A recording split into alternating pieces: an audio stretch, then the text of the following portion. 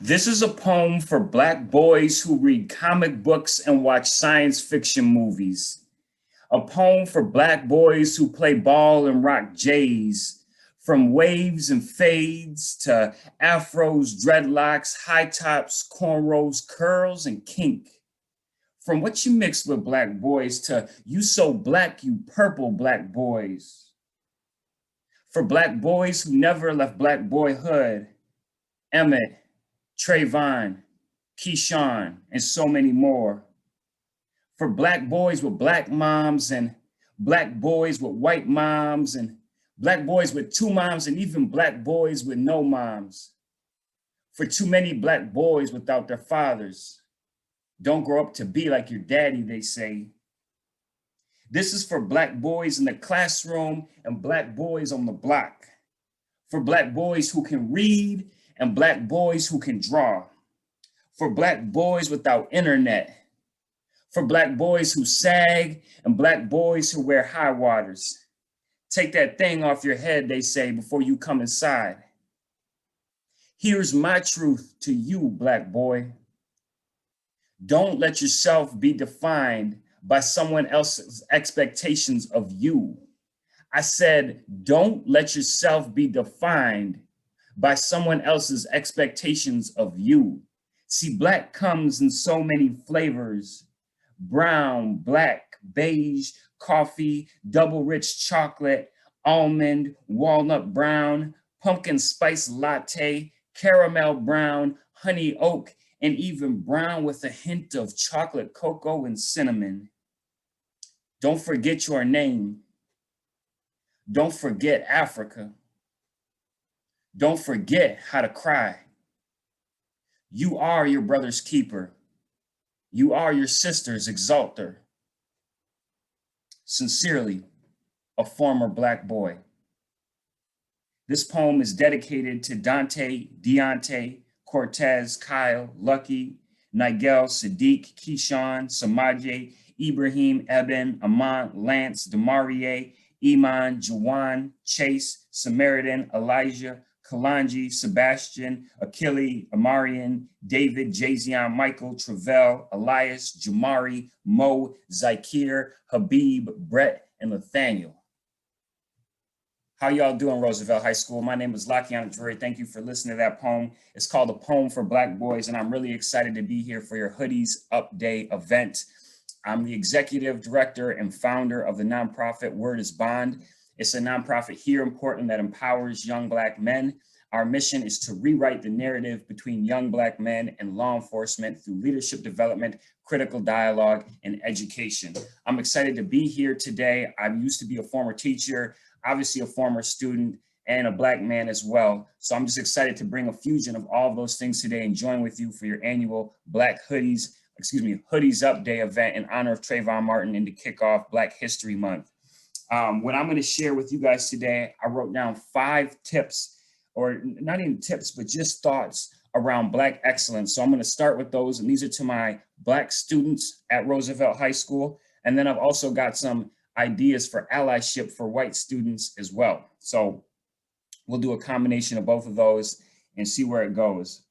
So my first tip, and this is a really important one to me, part of my experience in starting Word is Bond is from my own experience as a young Black man growing up and just the challenges that journey faced and trying to figure out who am I. And one of the earliest things I remember being Black is being put in a box. Like, there's only certain things you're allowed to do and like and be. Like, you can only be a rapper or a basketball player. The only music you can listen to is hip hop. The only movies you can watch are Friday and Menace to Society and Boys in the Hood. But for me growing up, look, I got a huge poster of Star Wars movies right in the back of my screen here. That's my favorite movies when I was growing up. And it was like, when I was growing up, it was like, oh, those are only movies for white people. And so my first tip for Black excellence is don't put yourself in a box. Yeah, Black people are known for being basketball players, but that doesn't mean you can't play tennis or chess or hockey. So don't limit yourself to music or any other opportunity. Allow yourself to explore and be whatever you want. There's no one way to act Black. There's so many ways. And I felt that pressure growing up to be or fit certain stereotypes, to wear certain clothes, to talk certain ways. So my first tip to you is don't put yourself in a box. Number two is discover your own story and embrace it. Each of us has a different story. Each person, each Black person has an individual story. And your story might be filled with some beautiful things and some things that are not as beautiful or are hard to put into words. For example, for me personally, when I was in high school, I was diagnosed with a learning disability. And that was something that I always felt somewhat ashamed of and embarrassed about. But as I've grown to be older, it's something I embraced because a lot of people, and specifically teachers, doubted that I would be able to academically achieve. And so when I got into college and I eventually got a 4.0, I used that as motivation. So embrace all of the parts of your story. Instead of trying to conform, and like I said earlier, fit yourself into a box, allow your story to be what it is and discover, what is my story? When you meet people and when you're interacting with people, you have a story to tell. And so take some time to understand what that story is and embrace it, and don't let it have to be the same as everybody else's story. And that goes back to what I was saying earlier, just about putting yourself in a box. Not every Black person's story is growing up in a hood, running from cops and, whatever, right? Like, let your story be what it is, what it will be, and kind of discover and figure out, what is my story? One way that I have found to help discover my story is through writing poetry and journaling. And by journaling and reflecting on my experiences, I'm able to kind of unpack my story and where I've come from. Number three, this is a really important one, and it doesn't just pertain to youth, and it's find a mentor. Find somebody in a field that you're passionate about, or even in a space you're passionate about. It doesn't have to necessarily even be like a career field. It could just be whatever you're passionate about, music or anything else. And find a mentor and someone that can help guide you along your journey. I'm 32 years old. I've got at least 5 mentors right now in different areas of my life. I got poetry mentors. I got a professional mentor in my nonprofit world that helps me with that. I got a mentor just as an older Black man to help me with that focus. So find someone, right? It could be a teacher. It could be a coach. You can ask them directly and say, hey, will you be my mentor? Or you can kind of take the approach that I sometimes take, where I find people that I'm inspired by and I schedule meetings with them to the point where we're meeting regularly and they just kind of become my mentor just based out of fact. So seek those people out. Look at people who are in your areas that you're interested in and find yourself a mentor. Number 4, this is a really important one to me. So my dad is from South Sudan, which is in Africa. It's right below Egypt. And so for all of my young Black students out there, find the time to take a trip to Africa. I think that experience will greatly expand your worldview and your understanding of your Black identity.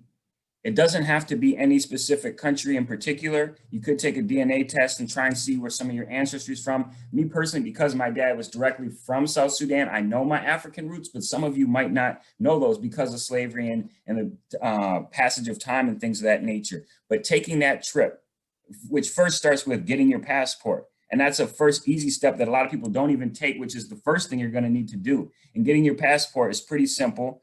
You can either do it yourself if you're 18, or if you're under 18, you can get a parent or guardian. It costs about $150. But taking that trip, I would recommend either going to West Africa, which is where a lot of the slaves were taken from, the enslaved Africans were taken from Africa and brought to the United States.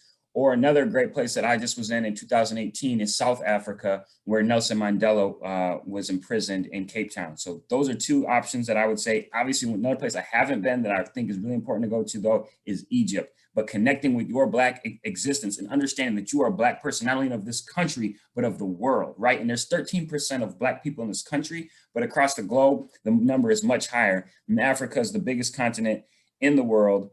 And there's so much history there. So taking that trip, I took my first trip when I was 22 years old, and I'm challenging you all to beat me there by taking that trip before you get to 22. Make it before you even 21 if you can. And by the way, there's a lot of If you go to college, you can do study abroads there. There's church trips that take it. There's a many ways. So don't let money be the first factor of like, oh, I can't go. I always personally believe that if someone really wants to achieve something, the least determinant factor in them going is not money. It's the motivation. If you have motivation, you can accomplish anything in life. Nobody ever did anything or didn't do something and said it was because of money. That's what I believe. Number 5 is the last one for my tips of Black excellence. Be excellent in everything you do. We are starting behind. I don't got to tell you all the odds that are stacked up against us. And I want you to remember that those odds are stacked up against us, but don't play into them too much. Don't let yourself be defined by, oh, I'm Black, so I can't do this or that. But just understand that you have to be excellent. We don't have the luxury of just being half good at something. Whatever it is you're doing, be the best at that. If you're working at McDonald's, be the best McDonald's worker you can be and work your way up. If you're on the track team, be your personal best on that track team. And that doesn't mean you have to be the best of everybody, but it means you strive for your personal best. So-and-so over here might be doing this thing and that's their bar. And then you over here, whatever your bar is, that's what you go to. And remember that because we're already starting behind, we don't have the luxury of just going into anything and just being half good or just gonna give it my best try. This goes back to Star Wars. Yoda once said, do or do not, there is no try. And understand, right or wrong, you are representing many more people and breaking down barriers. So whatever it is you do, be excellent at it. I want to close out with a few ideas for white students and how they can be a part of this process, especially in today's age of racial justice and things like that. The first one is don't get too woke. I've met too many white people who get to a point where they feel like they're so woke that they're no longer part of the problem. You might have Black friends. You might have read every racial book, white privilege book you can, but you still have white privilege. And so don't believe that you're so woke that you are like not part of the process. Like, oh, I get it. Let me just focus on these other people over here who don't get it. Understand it's an internal process. And as long as you live, you are going to have white privilege. And so by not believing you're too woke, I really don't like that term woke. I would just say being conscious or being aware, but not letting that thought get too much into your head where you feel like you're not part of the process or don't have a place in it. Because I've met a lot of white people who feel like they get it so well that they're no longer part of it, but they still have pieces to learn themselves. Number 2, specifically to schools, be aware of your space in student organizations and in the classroom. I've heard a lot of feedback from Black students about white students being in Black student unions. I was a Black student union president in college and we had white students, so I'm not necessarily opposed to that, but being aware of that space and being aware of dominating specifically cultural specific clubs, but also other clubs too. It's hard, especially in Portland, to be a Black student. And so a lot of times there's very few of them in clubs, especially if they're not just like the Black clubs, right? Like if they're a club like something that's not traditionally considered Black. So being aware of your space. But that also doesn't mean then flip around and like, hey, here's the Blacks in my club, like putting them on the spot, right? But just being aware internally and just how you show up both in clubs and in the classroom. And then number 3, being an ally by pointing out when you see curriculums that are too white. If you're a student in a class and you realize that the curriculum that all they talk about is white history and things of that nature, don't put the onus on the Black student to have to go tell the teacher, hey, why aren't we learning about our culture too? You as a white student could use your privilege and your allyship by going to the teacher and saying, you know what, we're not learning about other cultures. Or, hey, I noticed even in math class, right, all of the math problem examples all use white or European names. You might want to think about switching that up, or when you're doing problems on the board, you could change the names of some of the students or the examples, right? They don't all have to be in the United States. Maybe we go to Africa, or you could even be other cultures as well, the Middle East, South Central America. So that's one way you can be an ally in the classroom and challenge curriculums, because part of it is it's always on the Black students to bring it up. Like, oh, we're not learning about this, or we're only learning about Martin Luther King. So use your privilege and be an ally by speaking up. And again, it doesn't have to be in front of the whole class. You don't got to stand up in the middle of third period US history and give a speech about why we should stop learning about George Washington, but you could approach the teacher after class and say, hey, I've noticed that there's very little other aspects of culture outside of European or white history. And I'm challenging you as the teacher to diversify your curriculum. That would be an awesome way to show your allyship in ways that isn't just about clout and, you know, performative allyship. So I'm going to close this out by sharing another poem with you all. And this one is called Black Kids Like Space Operas. Let me just pull it up here.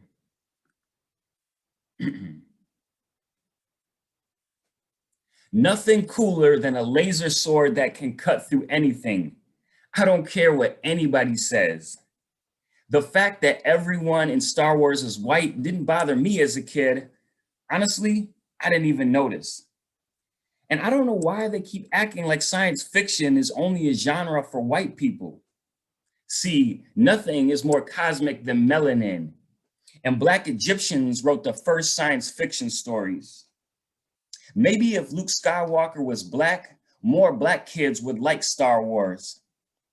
How do you live in a desert and have pale skin? That goes for Luke and Jesus.